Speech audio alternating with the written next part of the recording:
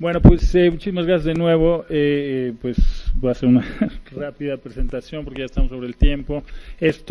Con esto prácticamente cerramos el ciclo de conferencias y talleres y tenemos pues el distinguido honor, bueno, también de contar entre nosotros con el doctor Brian Rosenblum, que nos visita de la Kansas University.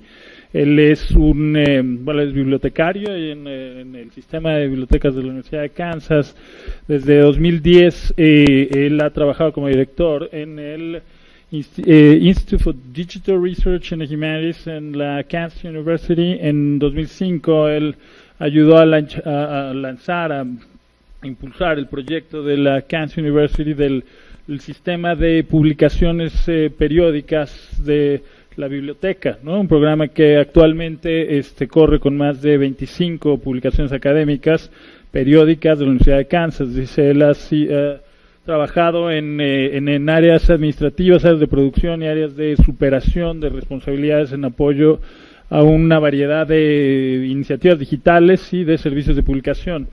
Dice, antes de integrarse a las filas de la Biblioteca de la Universidad de Kansas, las iniciativas digitales de la Biblioteca de la Universidad de Kansas, en 2005 trabajó en la oficina de publicaciones académicas en la Universidad de Michigan, donde ayudó también a desarrollar numerosos revistas electrónicas y proyectos académicos digitales.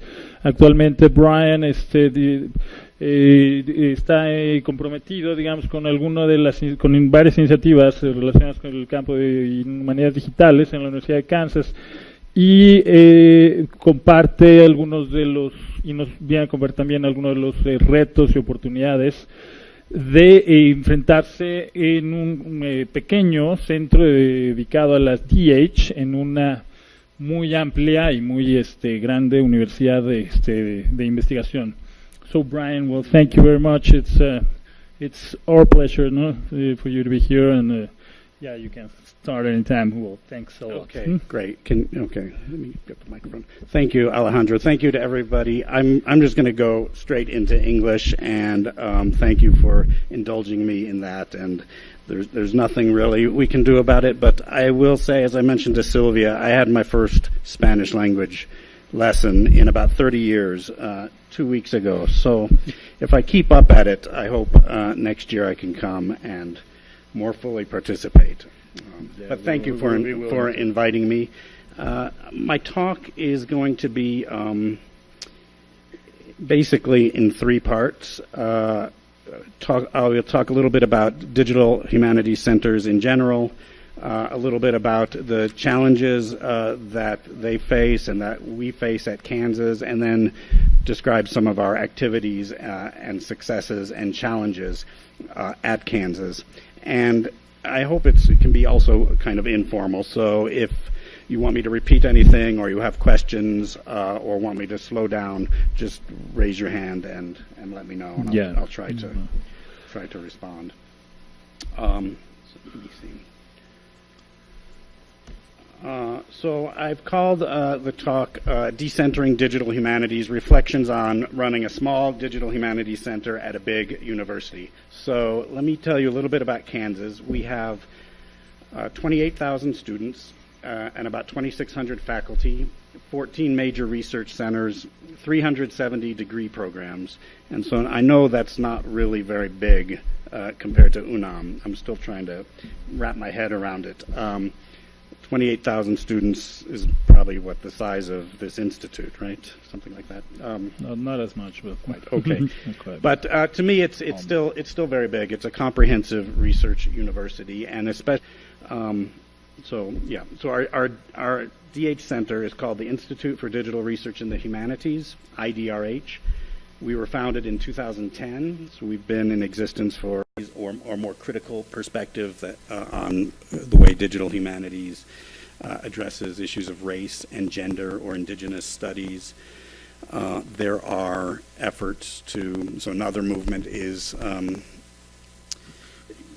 goes by many different names, but it could be technological disobedience or hacking in the U.S. In India, it's called Jugaad. It's really a kind of making do with what the technology that you have, and that fulfills a local need.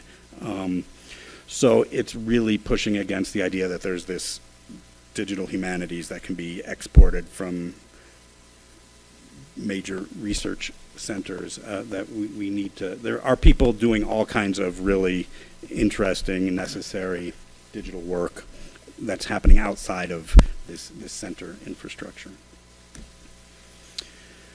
So, so for the next part of the talk, I just want to go over a little bit of a few different sort of challenges and difficulties or characteristics that we find working in our DH center, and that I think centers in general face. And some of what I'm going to say comes from a couple of books that I recommend that have been helpful to me. These kind of move away from that administrative approach to organizational structure and so on. They more focus on digital humanists themselves and their individual practices and how they go about their daily work. So one of them is Amongst Digital Humanists, which is basically an ethnographic.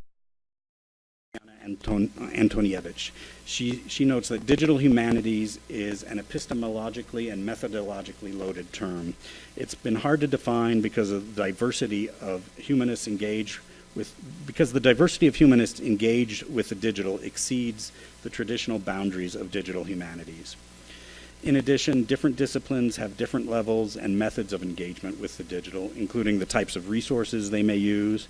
So historians want to use different types of resources than someone in film and media studies or critical code studies. Where in the research life cycle they may use those tools, and the kinds of training they receive, as well as those in fields like archaeology or some areas of sociology, who might be doing what we think of as digital humanities work but don't see themselves as digital humanists. The result is that our different audiences that we work with, including research faculty, graduate students, undergraduate students, librarians, administrators, come with preconceived ideas about what digital humanities might mean to them and how we might be able to help them.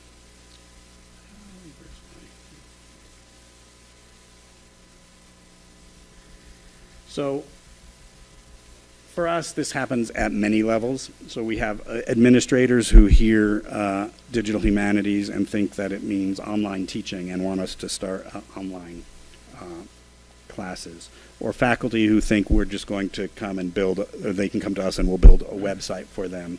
Or students who just want to come in and have us scan some documents for them. Or maybe even more problematically, a lot of faculty that are so skeptical of what they think digital humanities is that they won't even come in the door and engage us. There's also a tension between top-down sort of digital humanities approaches of administrators who come to us and want to ask us why they should keep funding us.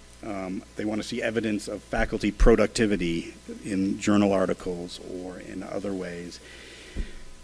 They want to see what kind of impact we have, but the metrics that they want to see are not really the types of impacts that our services provide.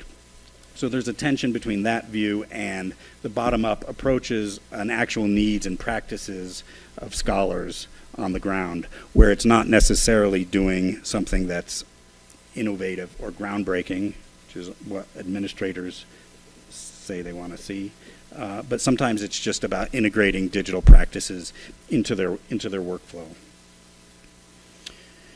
And another area of tension, I guess, is I guess you might call it disciplinary differences. So the term digital humanities can maybe obscure some of those differences. I mentioned those earlier. It's differences in the types of digital methods they apply, the types of training people in those disciplines receive to do that. And so having a kind of one approach serves all is can be problematic.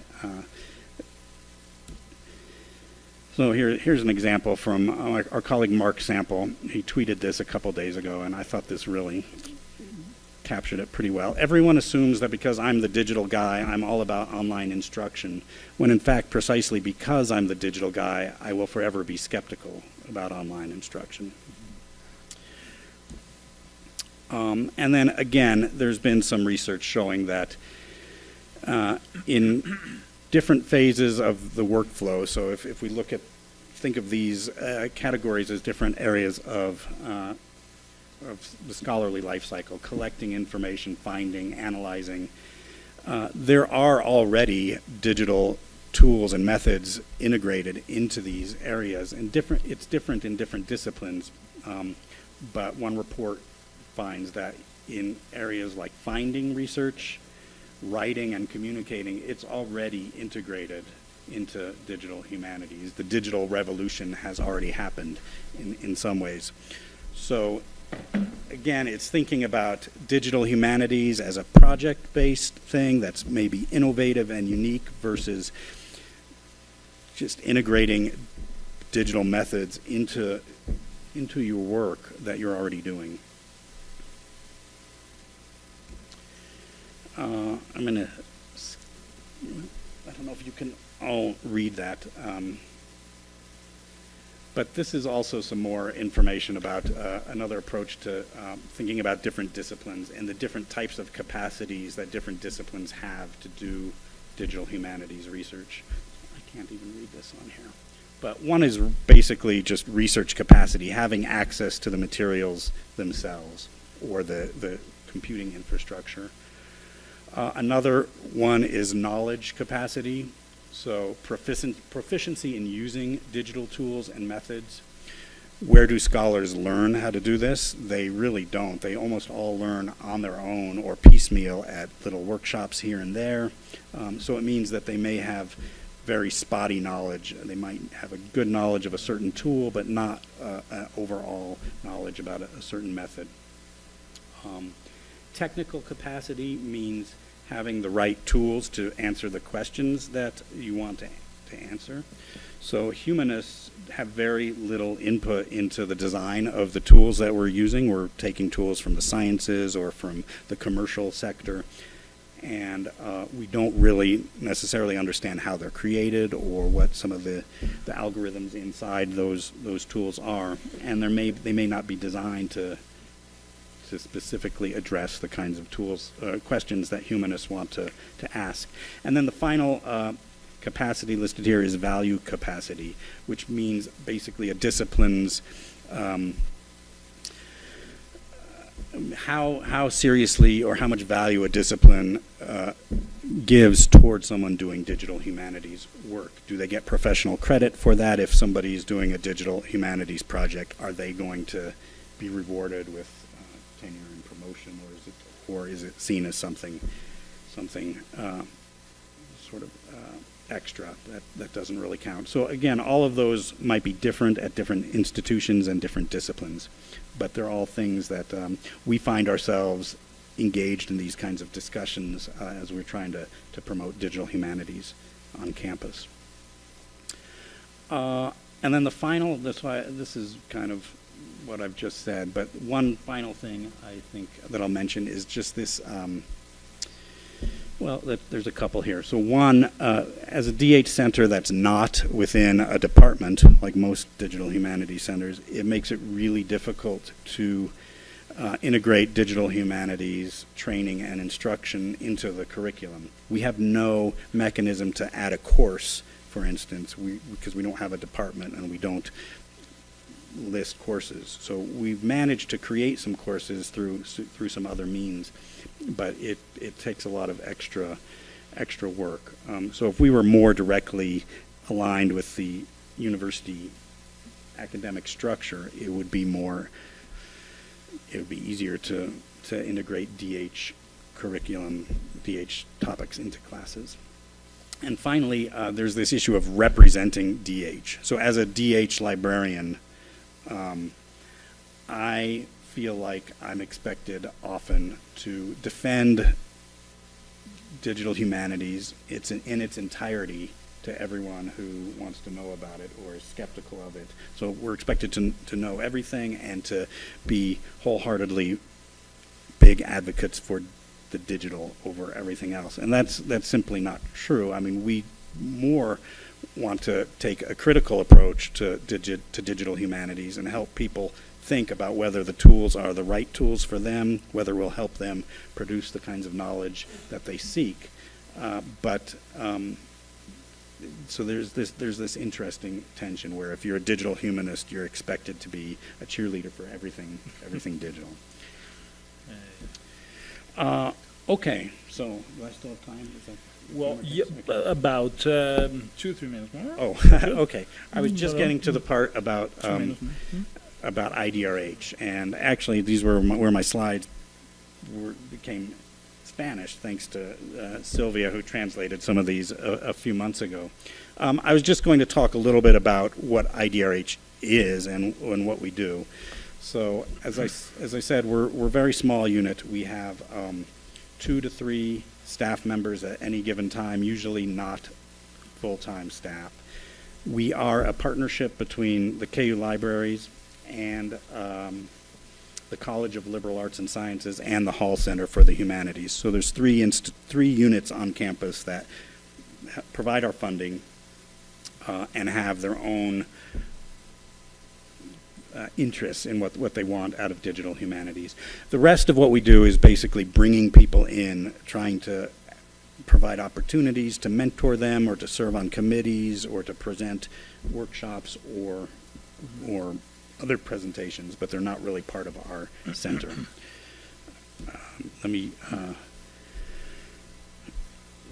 So we have focused, because we don't have staff to do projects, we don't have technical infrastructure that we maintain. We've really focused on a few other kinds of core activities. One is our Digital Humanities Forum, which is a conference that we hold every September or October. A series of workshops that we hold every March and then sometimes throughout the year. We have digital humanities seminars where we have people talking not so much about the tools but about the research questions that they are investigating. Those are once a month. We don't any longer, but for a while we had money for seed grant projects where we would fund up to $15,000 for faculty to start a seed grant to start a digital humanities project. We also have a similar fund, much smaller, but as an incentive for faculty to start new digital humanities classes or to integrate digital humanities into their current classes. So we funded, to date, we funded 8 new classes that have come about because of this program. We do a lot of consultation. We have an email listserv with 200 subscribers. We record as many of our presentations as possible. So right now we have a YouTube channel with over 120 videos of digital humanities presentations online. And we're basically, as co-directors, we're involved with a lot of discussions across campus, job descriptions, administrative discussions trying to raise the profile of DH. That's all very time consuming. I know we're pretty much out of time, but let me give a plug for our conference that's coming up this fall. The call for papers should be out any time. It's going to be October 4th and 5th in Lawrence, and the theme this year is finding community in digital humanities. We're going to explore how digital humanists collaborate, but also what a community means in the digital era. These are more about our different events and programs.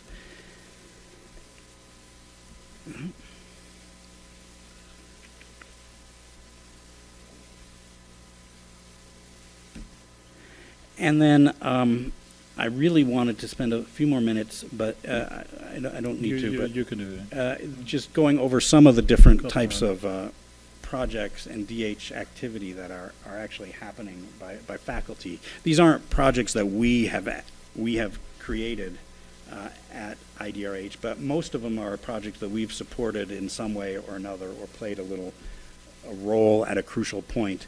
They're also just representative of the kind of broad range of activity that's going on, and can give you a sense of the role that we see ourselves playing, which is to bring these multiple approaches to the digital from different departments and different levels of the university, from students to distinguished professors, together into a community for exchange, and hopefully forming partnerships and spurring some additional research. So one of the projects that's taking off is called the Black Book Interactive Project. This has received a National Endowment for the Humanities Award, as well as some other grants. This project takes. They have collected about 2,000 novels by African American writers from the 1850s until today. They are working with the Chicago Text Lab at the University of Chicago and the English department at Howard University in Washington, D.C. to digitize those 2,000 novels, create a searchable text corpus, and to create metadata for each of these novels that really is more focused on questions of race that they see as being missing in digital humanities work to date. So as more and more material is digitized, they've also found that it's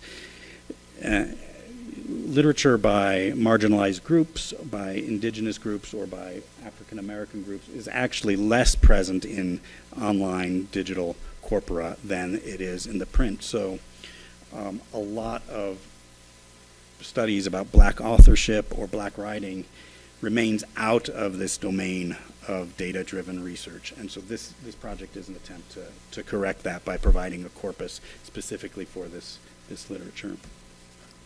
And that's a project we've helped quite a bit in terms of consulting and making connections. Another project, English professor Laura Milkey and her graduate student Marty Baldwin together edited a critical edition of a 19th century American play that they discovered in the Kansas Historical Society.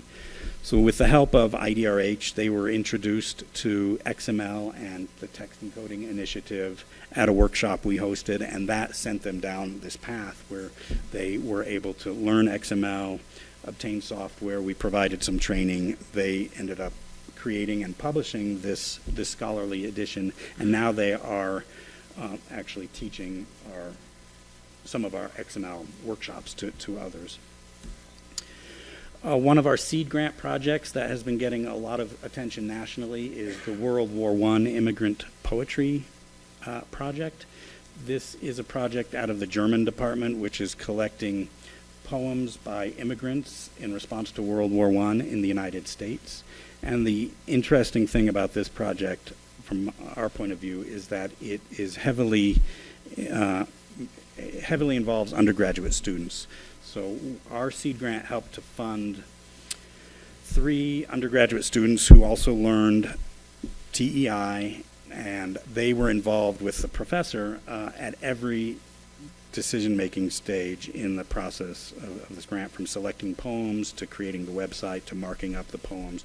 So it's been a really successful project in terms of, the project itself is going to be of interest to scholars, but we also think that it's been really successful in terms of providing really strong training opportunities, hands-on work for students to learn TEI. And the professor who's leading that, Lori Vancina, said that this project has completely changed her approach to research. She's not a digital humanist. She knew nothing about HTML or digital publishing, and but she says now she sees how much the students have benefited from this, and she said she will no longer be involved in any research project that does not involve undergraduate students at a really core level. let me just go through a couple of these really quickly. So the Emmett Till Memory Project is a website and a smartphone app designed to commemorate the death and memory of Emmett Till. So this project uses Google's Field Trip app to focus on 51 sites around the Mississippi Delta that played a significant role in the death, trial, and public memory of Emmett Till. And the professor, Dave Tell, in Communications Studies, argues that this digital project was designed to unsettle the past, to hinder closure so that users can continue to grapple with the racial histories of this region. And they'll be able to take their app as they drive around the Mississippi Delta and explore these sites that are commemorated or sites where things happened and that are not commemorated. And this is, we consider this a success story too, because this is an example of a faculty member who did not think of himself as a digital humanities scholar, but we were able to help him at certain stages of this project in terms of creating data for his maps.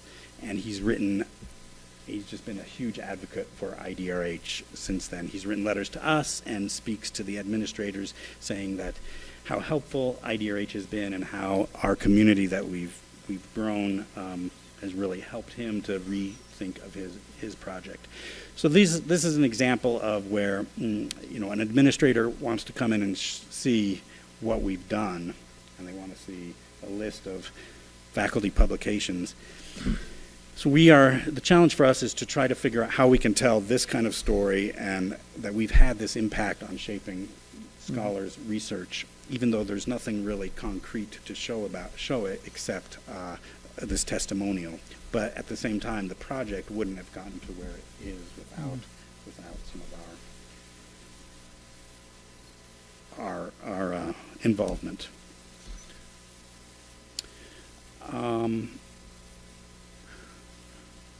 I can go on with a bunch more projects, but that'll be great. I don't know. Yes. Well, it will be up to the audience, of course. But I got to say that probably a lot of people is like kind of because it's kind of like the Mexican million times. So I apologize for the delay, but you finish.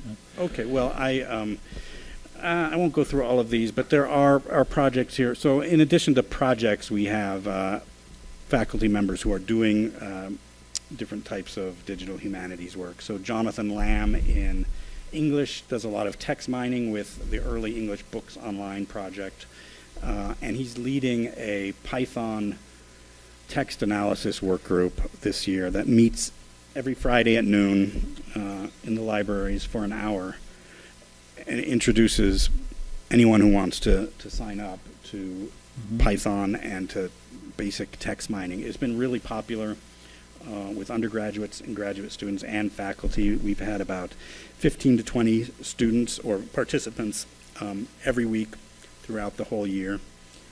So that's been another thing we've been very happy about.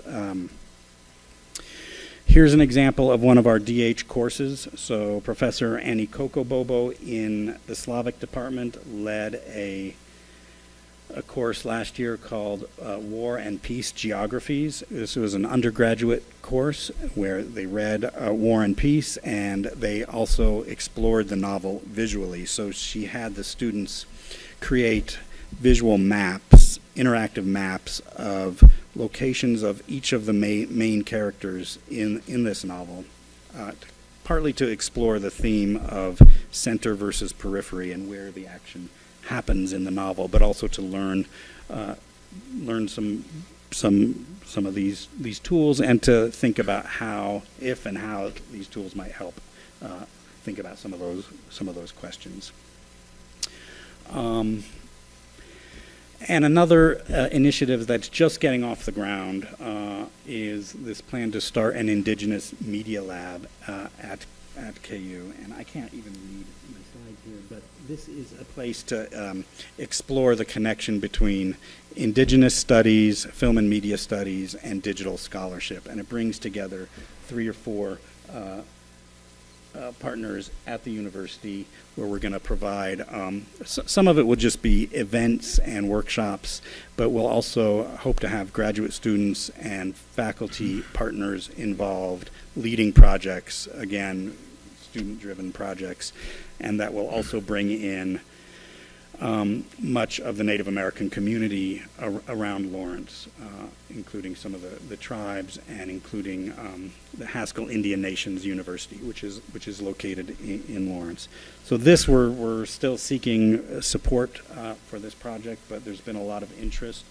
There was a internal grant competition for these kind of research laboratories, and we submitted what we thought was a pretty strong proposal. It was not funded this round, but we did find out there was 70 or so applications, and we were number 2, and they only funded 1. So it was really close, but it doesn't really matter. But it's hopeful for moving forward. And let me mention also then our Haystack Scholars. So this is another thing where I think we've been really strong. So Haystack is an international organization. It's basically an online network for students and faculty interested in the intersection between technology and arts and humanities. And they facilitate this mentoring program where graduate students will find mentors within their university and work on projects or be involved in some way or another. So we've mentored several. We've done this for several years. This year we have 4 Haystack mentors. They will be so 2 of them are from women, gender, and sexuality studies. 1 is from indigenous studies, and 1 is from French and Francophone studies. And they will be participating in IDRH events all year. They will be hosting a blog, their own blogs on the Haystack website, giving presentations. So it's a way to give them some professional expertise to help them find a network and to have them part of the just involved with the conversations around campus. So if you want to follow any of their work, it's going to be, I think it's going to be really great, and they're all amazing. You can follow some of that at that link. That will make 11 Haystack Scholars, 11 graduate students that we've supported over the last 3 to 4 years. A couple of which have really now gone on to have really active digital humanities related positions as faculty elsewhere. And then special events. So the next one coming up is next Wednesday. We're working with a lot of institutions in the U.S. are doing this, but the National Museum of African and African American History has been digitizing the Freedmen's Bureau records, documenting slaves freed after the Civil War, and they've launched an online crowdsourcing project to help transcribe those records, and it's going to be held on the 200th birthday of Frederick Douglass, which is this Wednesday. So we're hosting a local event. We're bringing people in, be helping them log in to do the transcription, bringing in folks from Department of African and African American Studies. And so we hope, we don't know yet, but we hope there'll be a lot of participation, and it will be a chance for people to learn a little bit about Frederick Douglass, learn about the Freedmen's Bureau papers, and to learn a little bit about these kinds of digital humanities crowdsourcing projects. And finally, we had last year our latest in our series of research sharing sessions. So I don't know exactly how this started, but we've been naming them after weather events, weather phenomena. So our last one was a digital humanities blizzard, and it was basically inviting everyone from the university to get together and share their DH-related research. And this turned out to be really popular. We had 55 faculty members attend our last one for a 3-hour session of lightning talks and discussion about what kinds of digital humanities support they wanted to see on campus. So one of the things that we heard is that they want more technical support which we're not able to give them ourselves, but we're trying to direct them to elsewhere on campus where they may not be aware that support exists. And also they just want more community events like that where they can see what other people are doing and maybe find new connections.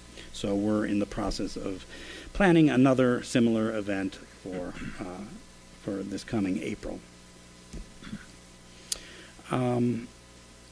Bringing in speakers in the region that are involved with digital projects. So our keynote speaker for our last conference was Joseph Erb, who's a Cherokee artist and technologist who's worked for years with Google, Microsoft, Apple, and other tech companies to integrate the Cherokee syllabary, the Cherokee alphabet, into operating systems so that on your phone or on your computer you can go now and select or download the Cherokee alphabet. And this has been a way for him to help preserve the Cherokee. I mean, it's a form of digital language activism in that he's helping to preserve the Cherokee language within his community, where he noticed that the children and young adults who were so enamored of technology were not able to keep their language going because it didn't exist on there. They would rather use the iPhone than Cherokee. So he thought if he could get Cherokee integrated there, that would help. And it was a really interesting talk about the kind of politics and the technical obstacles to achieving that. So I will just maybe end with this quote from Patrick Svensson, who is one of the authors I mentioned earlier, who's thinking about what the future role of a digital humanities center might be. And this one seems to resonate with what we're trying to do a little bit with our limited resources. And so this is the second quote there. The digital humanities is not a discipline, not a big tent, not a service function, not a methodological commons. Rather, it is an inclusive meeting place for the humanities and the digital, a contact zone for a range of epistemic traditions and expert competencies, and an infrastructure for empowering participants, creating scholarship of many types, building technological solutions and methodology, and curating meaningful intellectual exchange. In this view, scholarship, education, and technology are intrinsically entwined. So, thank you, and I'll be happy to have questions or discussion. I'm actually really interested in hearing more about the way DH is being Sure. and what people are doing here. Of course. Sure. Wonderful. Thank you very much, and a wonderful quote that summarizes kind of what we've been discussing throughout this couple of days. I wanted to thank you, especially for coming up from this far and to share to us what is happening up there and how is like this the DH field working on, or especially among the Anglo-American environment, and especially how, well, the interesting remarks about what the meanings, definitions, practices, and there's a lot of discussion like on the bottom. But yeah, we're almost on time. I really apologize myself to you, apologize to everybody, that we are kind of late for the delay, But yeah, if somebody has any questions or whatever, si alguien tiene alguna pregunta de lo que sea, of course, Nidia, el micrófono, ¿verdad?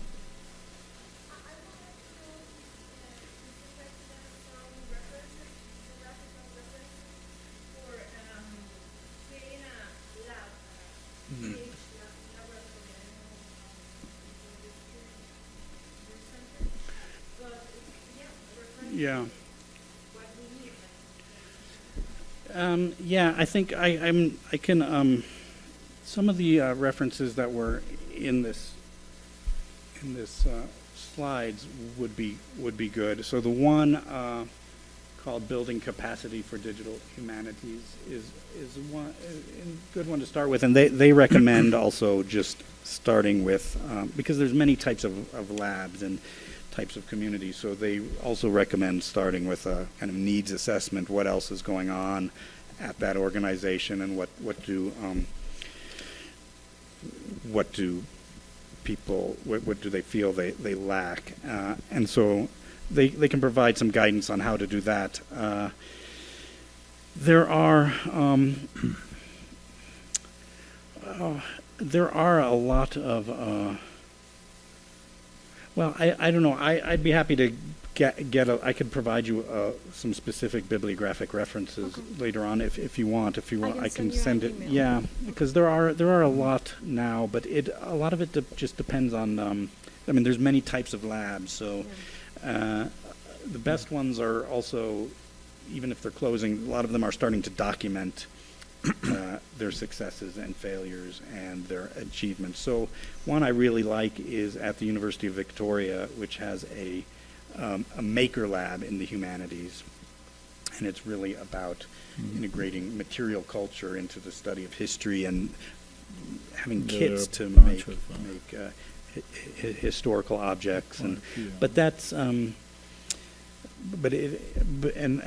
lab is we have a lab at KU, but it's basically just an empty room well, not empty, it's a room with furniture, and that's about it, and configurable furniture, and it's just a space to bring people in where they can have workshops, propose events, and just to form a community. So I don't know, there's a lot of different considerations, but there is a lot of literature out there now, I think, on doing that. A lot of it, I think, from the library community. So yeah, I'll be happy to send some links. Sí, por supuesto, también, bueno, recuerdo cuando lo tendremos mañana, ¿no? El taller de mañana, cualquier otra pregunta que le quieran dirigir, pero también alguna otra relacionada con... Well, I want to just emphasize something from what she has already asked, that how about the experience for you know, if you were involved in this experience of founding this center?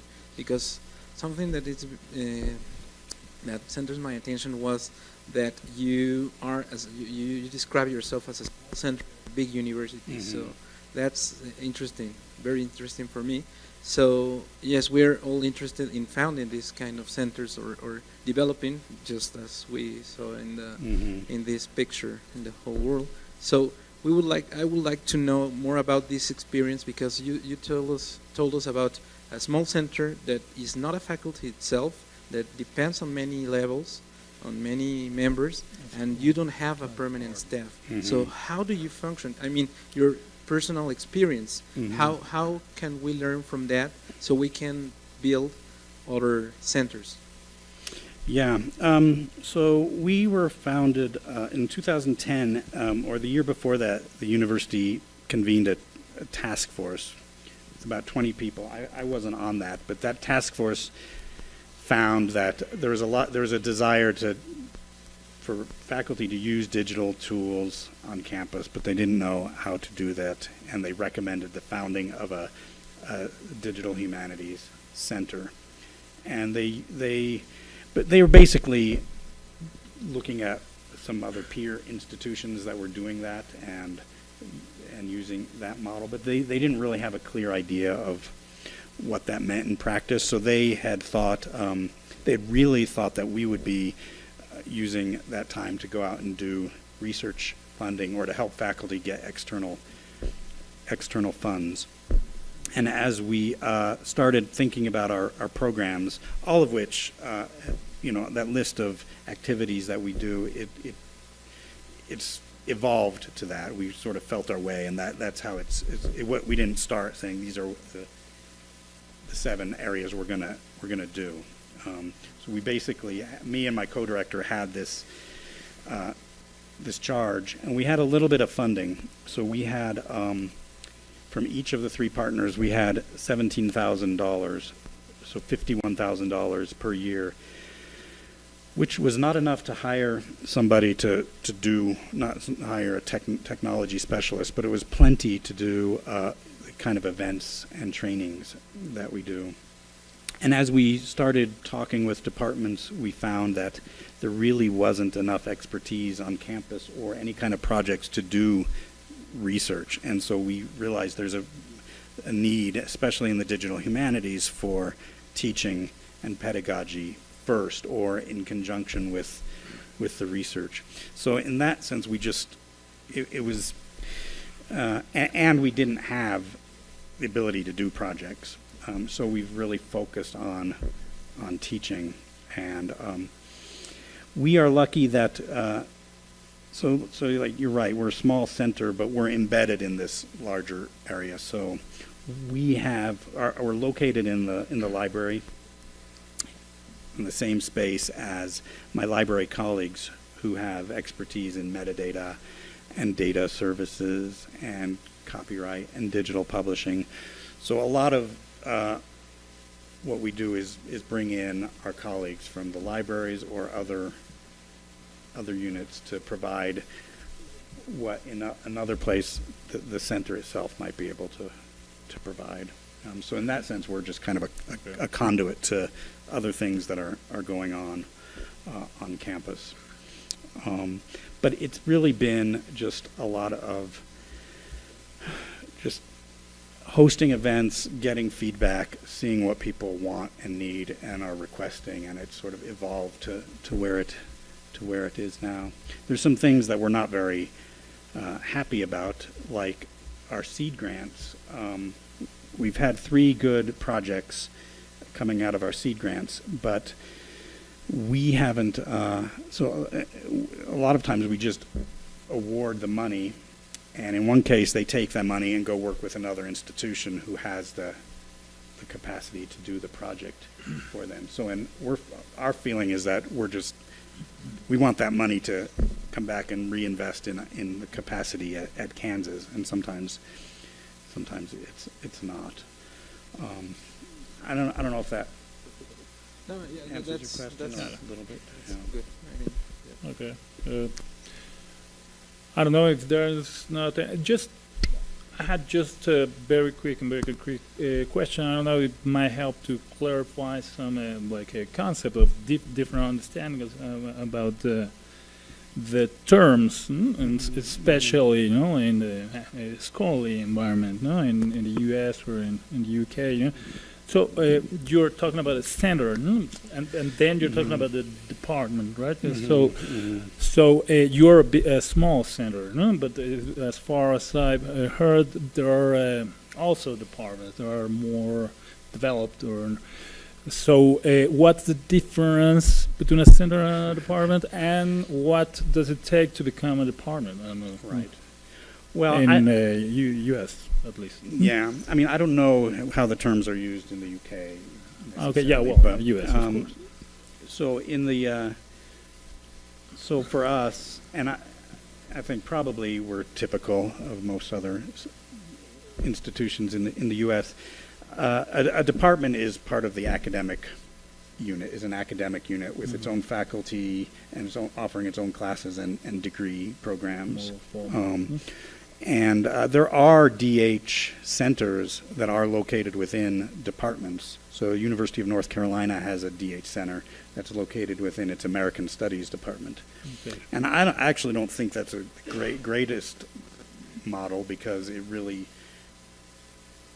imposes a specific disciplinary perspective on the center. For us, a center, so we're actually called an institute. And at KU, center means something specific. So there are research centers, which are, it's more about how it's funded. And so there are research centers that get a lot more central funding. And so we can't be called a center at KU. We're called an institute because we're smaller. But so I just use center generically as a little unit that Sure. does digital You're humanities. the opposite. The institute is bigger. Yeah, larger, of yeah, course, yeah. So Anyway, so Right. one last question, then una última pregunta. I think. A ver, yo quería hacer una pregunta. Usted señala que se han recuperado estudios de la lengua cherokee y que también hay una interacción entre estudiantes de diferentes lenguas, incluso el análisis de laboratorio indígena. La pregunta es de cuántas entradas está se puede decir si tienen un diccionario de la lengua cherokee y más o menos cuántas palabras son las que manejan y si existe una interacción con hablantes de esa lengua con el sitio en donde están trabajando. ¿Sí? Okay. You wanted to help them, yeah, of course. So, asking about there is. You mentioned in your presentation there's a project about this Cherokee vocabulary. No? So she's asking about how many entries is composed by, and if you're like I don't know if you estimate some certain amount of words, and on the other hand, which is like the level of interaction with the people or all the field researchers studying. Huh? Yeah. Well, so yeah. Thank you. That project is led by a faculty member at the University of Missouri, not far from Kansas. He's a member of the Cherokee tribe, and he's very involved with the educational initiatives within the tribe,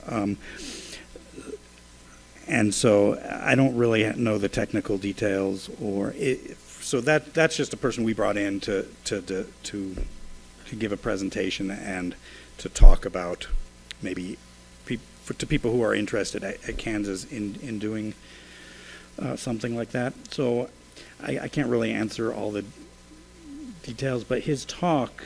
It's in English, but it's online. We've recorded it, and his keynote talk is online, and it's really good, and it goes into his efforts for that particular effort to get the language into the operating systems, but also many other types of storytelling. It was part of our digital storytelling conference. So he talks about a number of other efforts, one of which he works with children and elders in the community and has the elders tell traditional stories. And then the children choose which ones are their favorite stories. And then he works with the children, because he's an animator, to do stop motion or other kinds of animation, make animated versions of the stories. He's been involved with a number of different projects like that. So I would suggest looking at his website or his talk, and I can also send you those links if you want. Yeah, I'd be happy to. Yeah, of course. Well, thank you very much, Brian, for having come. I guess, thank you.